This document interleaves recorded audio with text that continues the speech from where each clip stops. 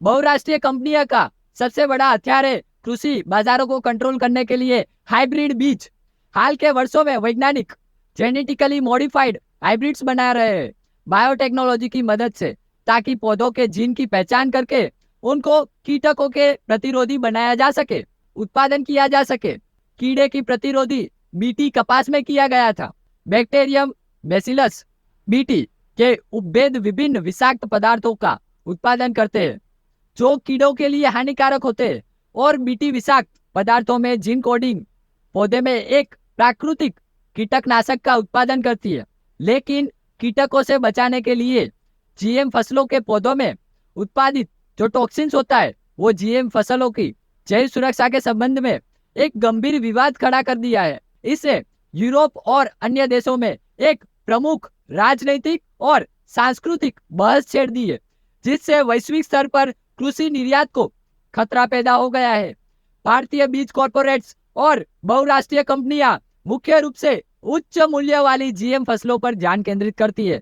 अब एक कंट्रोल बाजार संचालित दृष्टिकोण की ओर से उन्मुख है। बीज और एग्रोकेमिकल्स बाजार पर और अधिक कंट्रोल करने के लिए बहुराष्ट्रीय कंपनियां फसल की आनुवंशिक संरचना में विशिष्ट छेड़छाड़ करके जीन डाल जा सके, ताकि किसान की आक्रामक खरपतवार को नष्ट करने के लिए उसका उपयोग कर सके। जीएम सरसों और एचटी चावल सहित ऐसी कई जीएम संकर फसलें जो शुद्ध प्रजाति की किस्मों पर कोई उपज श्रेष्ठता न होने के बावजूद अनुमोदन की मांग कर रही है। बीज उत्पादन पर उनके हानिकारक प्रभावों को कम करते हुए किसान केंद्रित बीज उत्पादन प्रणालियों ने इसको बढ़ावा देने के लिए कानून और नियम बनाने चाहिए। दुर्भाग्य से भारत ने जेनेटिक इंजीनियरिंग अप्रेजल कमेटी को माध्यम से और जीएम संकरणों की मंजूरी देने के लिए एक त्रुटिपूर्ण प्रणाली अपनाई है।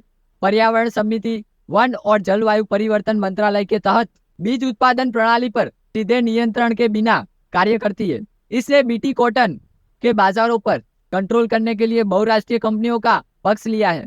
इसे समझेंगे तो पता चलेगा कि स्थानीय बीज कंपनियों को कम उपज वाले बीटी कॉटन बीज बेचने वाली बहुराष्ट्रीय कंपनियां ने 2021 और 2022 के उत्तर पश्चिम भारत में बड़े पैमाने में फसल की विफलता के कारण पंजाब और पड़ोसी राज्यों के किसान अब मौजूदा सीजन के दौरान बीटी कॉटन फसलों से हटने के लिए मजबूर है।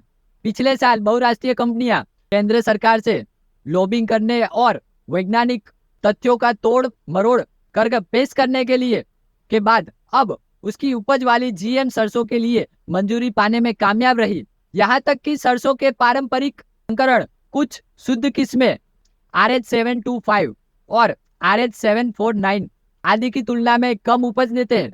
इसमें निर्दोष किसानों के साथ एक गंभीर विश्वासघात हो रहा है।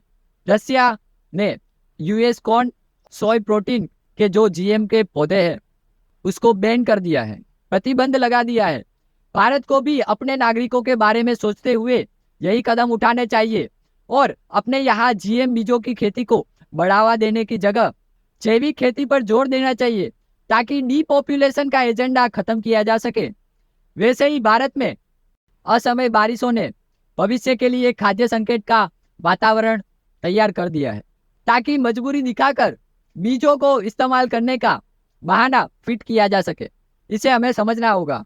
हमें यूएस जैसे देश की मंशा के आगे घुटने नहीं टेकने चाहिए। ये जो जेनेटिक मॉडिफाइड कंपनीज है, इनका प्लान ये है कि उनके सीड्स सबके पास पहुंचे और उनका धंधा बढ़े, पर उनको मालूम नहीं है कि हमें अभी पता चल गया है कि भारत में ये चलता रहेगा। हर एक परिवार में गंभीर रूप से लोग बीमार मिलेंगे। अगर आप जैविक खेती से प्रमोट करेंगे, सब लोगों को बताएंगे, तो इस षड्यंत्र से हम बच पाएंगे और जैविक खेती ही एक रास्ता है। अगर आप इस काम में कुछ मदद करना चाहते हैं तो व्हाट्सएप ग्रुप में जुड़ सकते हैं और मुझे मैसेज कर सकते हैं। धन्यवाद।